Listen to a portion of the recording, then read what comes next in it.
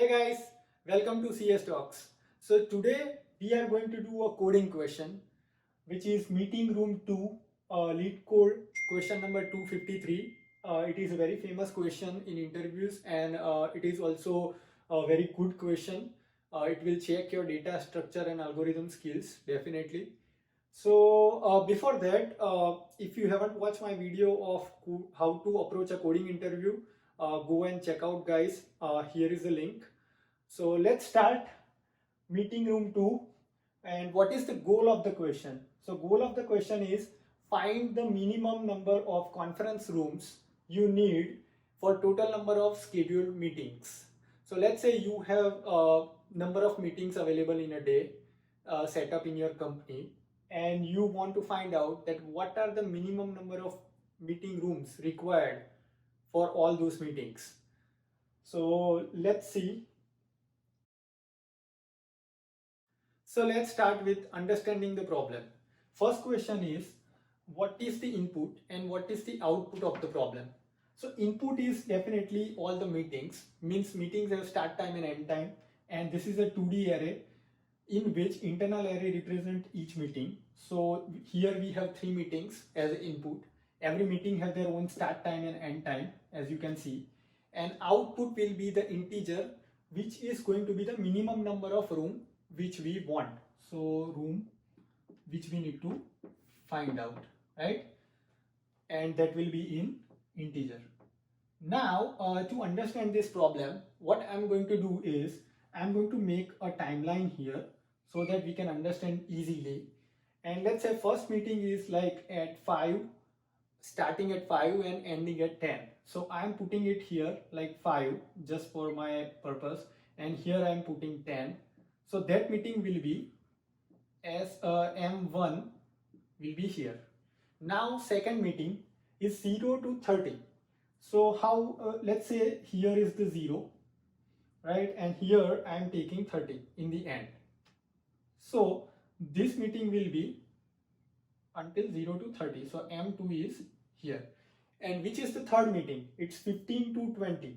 So 10 is here. So let's consider 15 somewhere here and 20 somewhere here. So let me write down, and I can draw here like this M3. So here, as you can see in the map, now it is very easy to understand this program. So for this meeting M1, we need one room. Now let me just put here. Now for M3, we definitely need one room. So the question here is, can we use any existing room, reuse? So as you can see on the timeline, M1 meeting is already been finished before M3 starts. So definitely I can use that room for M3 also. So I'm just putting it here M3. And as you can see, the meeting M2 is for a long time, and it is also conflict with M1 and M3. So we definitely need an extra room for that. So for M2, we need another room, right? So in all 3 meetings, how many room which we must need? Total number of room is 2. So that is how we found the number, that okay, minimum room 2 required for these 3 meetings in a day. So this is the general understanding of the problem. Now we need to move forward to the algorithm part of the problem. So in algorithm, we need to find out steps to solve this problem through coding. So let's start with something, and there may be multiple approaches, but we will start with the first one. So here I can see one clear approach is the naive approach, where we sort the array with the start time so that we will have all the start time of the meetings in order, and then for every meeting we just need to compare with all other meetings and check that this meeting is conflicting with other meeting or not. If it is conflicting, we definitely need one extra room. So we are going to maintain the count, and then we are going to check that for every meeting we are going to check all other meetings. So this is a very naive approach, base approach by which you can solve this problem.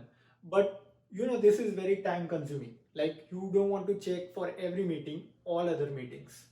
So let's try to optimize it. Let's see. First step is definitely you want to do is sort the meeting with the start time. So let me just write, first is sorting we need with the start time, right? What is the second thing you can do here? So let me give you one of the information which will help you to optimize this problem. So here, for every meeting, let's say I'm sorting this thing. So here it will be 0, 30, then 5, 10, and then third will be 15, 20, right? So for 0, 30, let's say we start with this. Every time what we should check, that we can find that new room is required, or we can use the existing room. That is something we need to find, right? So at 0, 30 it is very clear, but at 5, 10, what I need to check? So I always want to check the minimum end time, because let me draw that timeline again so you will understand. So it was like this, right? 0, then 5, then 10 was here, 15 was here, 20 was here, and 30 was here, right? And it was like this. Let me just draw so you will understand, right? So at any point in time, you just want to check that when the minimum end time of the last meeting. So here you can clearly see that minimum end time is 30, because the first meeting started was 30. So definitely for this one we need a new room, because this start time is less than the minimum end time, right? Now we come to a 1520. Now 1520 have starting time is 15, but at that time minimum time is 10. So first it was 30, but then as 510 meeting came, 10 is now the minimum time. So at 15, third meeting start, we just need to check that is there any minimum time which is less than this start time, less than or equal to. If that is the case, we don't want to add the new room, we can use the existing room. So it narrows down a problem to just check a start time with the minimum end time in the list. That's it. So let me just make like this, that go through all the meetings from the sorted array, like go through all meetings, go to all meetings, and for every meeting, start time should be greater than or equal to the minimum end time. So minimum end time until now, so that you will be able to find if this is greater than equal to minimum of end time, then you don't want to add a count, so no counted, because you can easily reuse the room. Else, if that is not the case, then definitely we want count plus plus, we want to add that count. By this, at the end of the loop, what you will find out is some kind of total size in the end list, right? So here we definitely want to maintain some kind of list which is going to maintain the end time, right? Let's say first key is like after sorting, first key is 30, so I'm putting it 30 here, definitely. Then after that we need 5, 10. So 5 is definitely less than 30, so we want to add a room here. So what is the end time of 5, 10 is 10, right? So I'm adding it here. But at 15, 20, we are seeing that okay, 15 start time is whatever the minimum thing. So start time is greater than equal to means greater than the mean time 10. That is why we want to remove this, because we can accommodate this meeting in the same room. So here it will be, let me just erase it, and here it will be 20. 20 is the end time of this meeting, right? So in the end, we go through all the meeting rooms. Now meetings, we can see in this array or some kind of data structure, total is 2 occupied, right? So that number, that size is represents the minimum room number required to accommodate all these meetings. So basically, you need some kind of data structure that can keep the minimum number of n times easily accessible, and we need a sorted array of given input with the start time. So now we need to decide the data structure to write this code. I'm going to take the Java as a programming language to give you understanding about this problem. So first thing is definitely we have given 2D array for all the meeting start and end time. So that is good. We can sort this 2D array with the start time using the inbuilt library. You can definitely ask the interviewer that do you want to, can you use the inbuilt library or you need to write a program. I would definitely choose the inbuilt library as this problem have some other things to explore. Second thing is we need to, as I told you, maintain the end time, minimum end time. So in which data structure we can get the minimum things very easily. One data structure definitely I am remembering is the heap. So heap have two things, right? Mean heap and max heap. So inside that we can choose the mean heap. Now to use the heap structure in Java, there is a provision called priority queue. So we want to use the priority queue with the comparable logic of minimum heap, so that we can maintain a queue while getting easy access or like immediate access to the minimum element of the array or queue. So two things, one is given 2D array, one we need is priority queue with the minimum heapify function and means comparator, and that's it. I guess we have a clear logic of algorithm and we have clear understanding of data structure. So let's move to the code. So I'll show you in my computer how to write this code. So as I told you, this is from LeetCode 253. I will provide you link in the description. You can see class solution is given and the method is mean meeting rooms. Given input is a 2D array intervals and we need to do a program here. So first thing definitely I would like to check is that whether this given array is null or not. Basically, it has some kind of elements or not, like meeting details. So let's check with this, like a corner case or edge case, we can say. So edge case here, always include the edge cases in your program. So first thing is if I can see intervals is the array. So intervals dot length. So we are checking that is there any meeting available or not. So if it is 0, if that is the case, then what we want to do is for now we are returning the 0 here, right? So there is no meeting room required. Now, what is the next thing we are going to do? So as I told you, remember, we need to sort the given input array with the start time. So let me do like sort with start time here. And we are going to do here using the inbuilt Java library. So Java has library called arrays.sort. So arrays.sort of what we need to pass is the array like intervals here.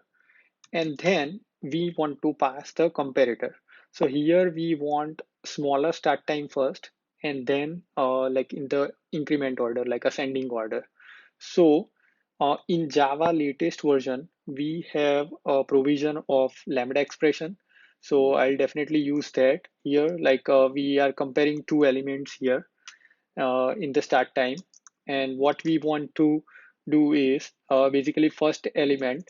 So here all elements are array, internal elements, right? Like this. Let me show you. So here first element will be like this 0, uh, 0, 30, let's say. And second element is like 5, 10, right? So as you can see, the one element has two elements, 0 and 30. Start time is the first thing. So we want to compare that. So that is why I'm going to do here a of 0, zeroth element means 0, and minus. So this is a expression to comparison as a comparator. So b of 0. So by this, you will see here that I'm comparing 0 and 5, and it will be incremental procedure to comparison everything. So this is the function we want to use arrays.sort to compare and sort the intervals array with the start time, right? So that is the line. Now, if in case you want to do the reverse, you can use the collection.reverse order also, or you what you can do is b of 0 minus a of 0. So that will do the reverse sorting, like in descending order, right? Now, next thing we want to do is, remember I told you we need some kind of data structure that will keep a minimum end time from the intervals list. So we want to like keep somewhere a minimum end time. So I told you, right, I am going to use the minimum heapify function. So in Java, there is a provisional data structure is called priority queue. So I'm going to use that priority queue of, and I want, as this end time is in integer, I'm going to take the integer here, right? And I'm giving a name like queue here equal to, and I want to make the new priority queue. So I am making it, and I don't need to pass again the data type. It is already mentioned integer. So that is the thing. And always try to give the size when you build any kind of queue. So if you know the size, it is good to provide so that your memory will be less allocated than it used to be. So I'm providing here intervals dot and total length, right? So I know that total how many elements I have, how many meetings I have in that interval 2D array. So I'm providing that thing. So this priority queue will be of this length. By default, I don't need to pass the comparator, as priority queue is always minimum heapify function. But let's say you want to do the reverse, maximum heapify function, then you can definitely provide another argument with the comparator like this, exactly like this, so that you will get the reverse order, meaning maximum element very easily accessible on the in the peak. So queues have, all the queue have something called peak. Peak is the element which you will get easily in the less time complexity. So basically in mean heapify, mean heap, you will get the minimum element with the peak method. So basically here I need to do is like QE, which is the name I gave, Q dot peak, right? So that will give me the peak element of the queue, and that is going to be the minimum end time from all the end times until now. Now we define the data structure. Now our next step is to go through all the elements. So iterate through all meetings, right? So we need basically either for loop or while loop. I would take here a for loop, as we need basically ID index element so that we can access that particular thing. And that is definitely the array benefit of using array here, like given input array. So I'm taking a for loop here. I am assigning index. So I'm giving I for now, and I should be less than total length of intervals. So interval array here. So intervals dot length, right? And I plus plus, I want to go through all the elements in the intervals 2D array. Now, first thing you want to check, as I told you, is for current meeting. So let's say here we have some element called 030, right? Here. So I want to check that this start time and whatever the minimum end time until now, up till now, this start time is greater than or equal to or not. So currently this is first element, it will not affect, but I'll do the dry run in the end. So let me write down a condition here that for all the elements start time intervals of I, so this is first meeting. So I is the meeting order, like first meeting, second meeting, third meeting, and the second in 2D array, second array is for the start and end time. So start time is at the 0th index, right? So that is what we want to compare. And then I am going to check that it is going to be greater than equal to, we have defined a queue here. So queue dot peak, it means what I'm checking is that whatever the minimum end time in our until now, is it less than current start time or not, basically.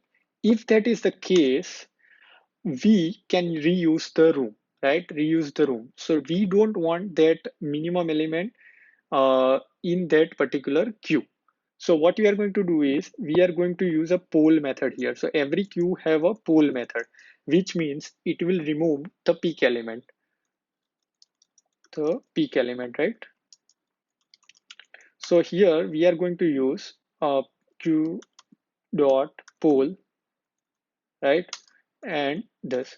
So why I did this again, we are going to compare the current meeting's start time with the minimum end time until now in all the meetings. So we can see that if the start time is greater than or equal to, that interprets that we don't want a new room. That means we can uh, we can remove this current room and we can add, basically we can reuse the room. So what we are going to do is we are going to enter a new room. So queue dot offer. You can use offer and add both. So I'm using offer here, and then you can pass that intervals of I. And okay, now current meetings end time we want to enter here, so it will be 1. So 1 number index is the end time. So what we did here, the whole interpretation of this selected part is that if your meeting start time is greater than or equal to the minimum end time until now, then you want to reuse the room. Means which you can reuse the room, you don't want to uh, take a new room to set up that meeting, right?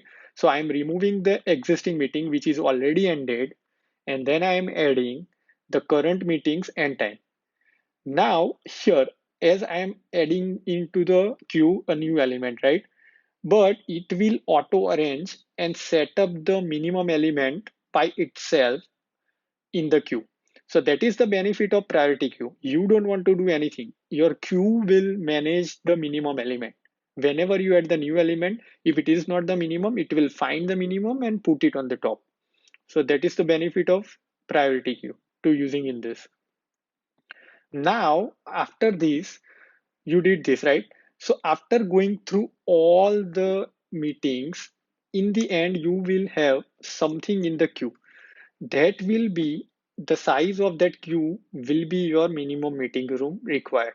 So in the end, let's say left size, like total size of the queue is equal to minimum meeting room.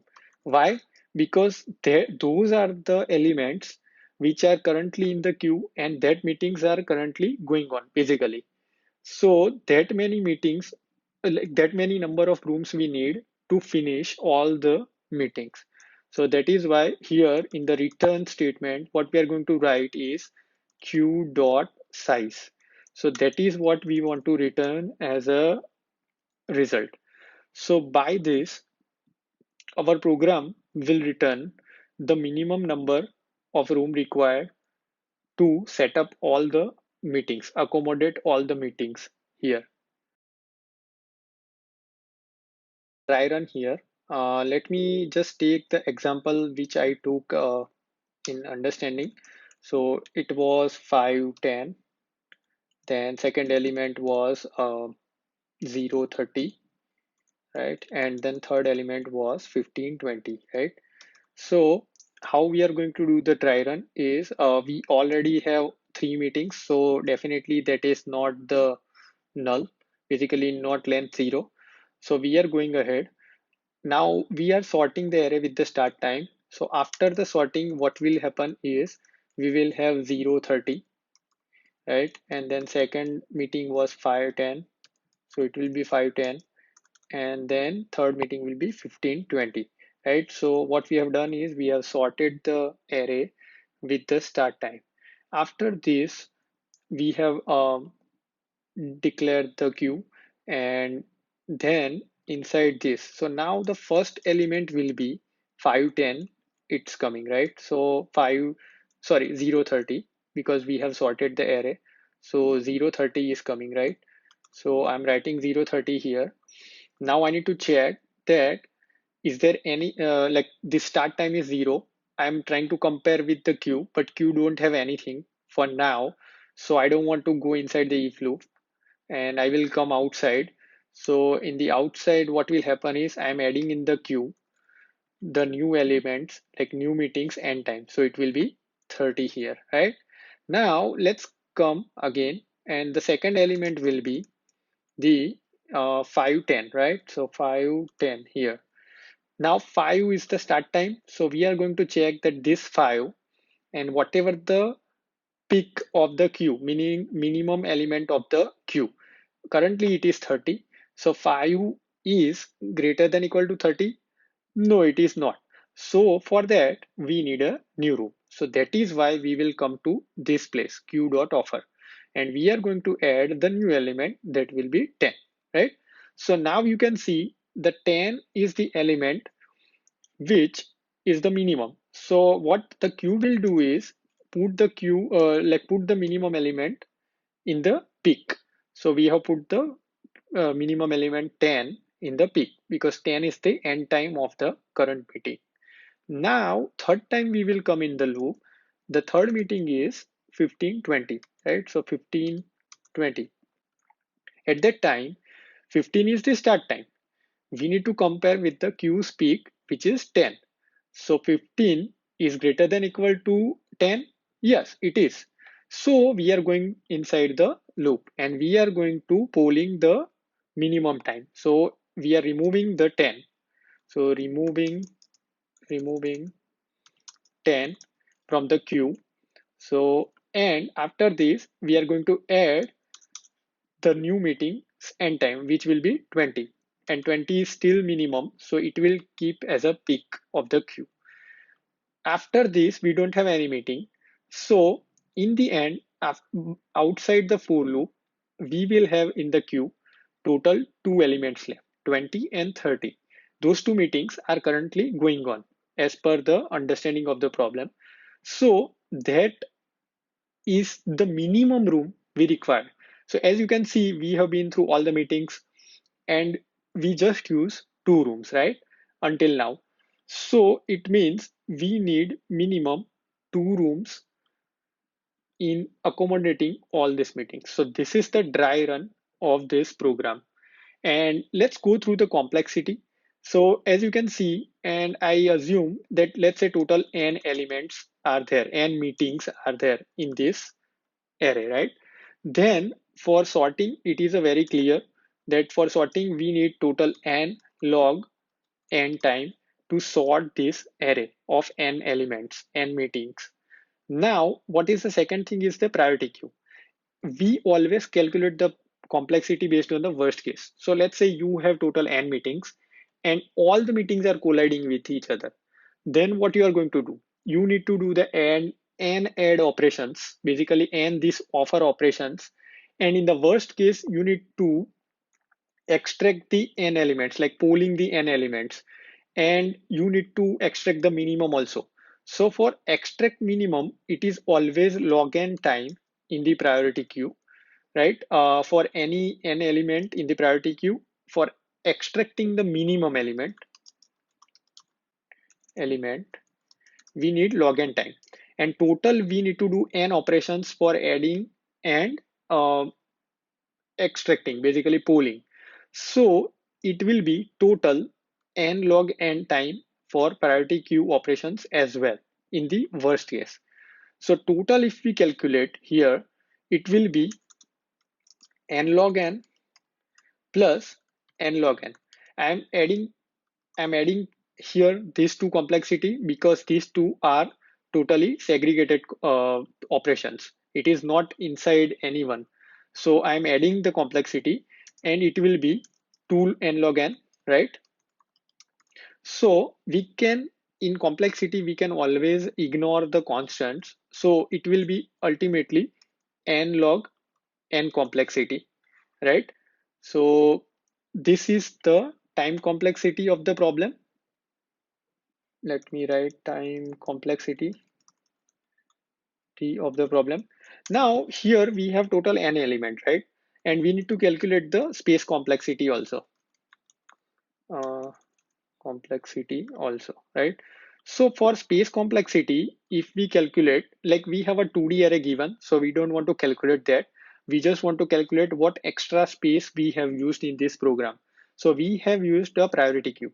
Now in worst case, we add n meeting elements, right? We can add n end times.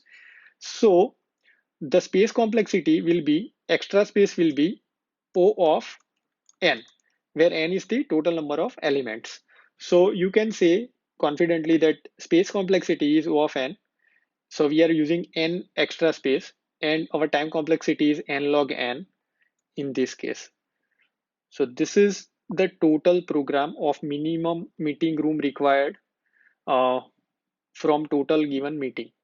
Thanks for watching my video. Please like and share this video to all the people who loves coding. And please subscribe my channel CS Talks, and I will definitely making new videos for you guys. So stay tuned. Thank you.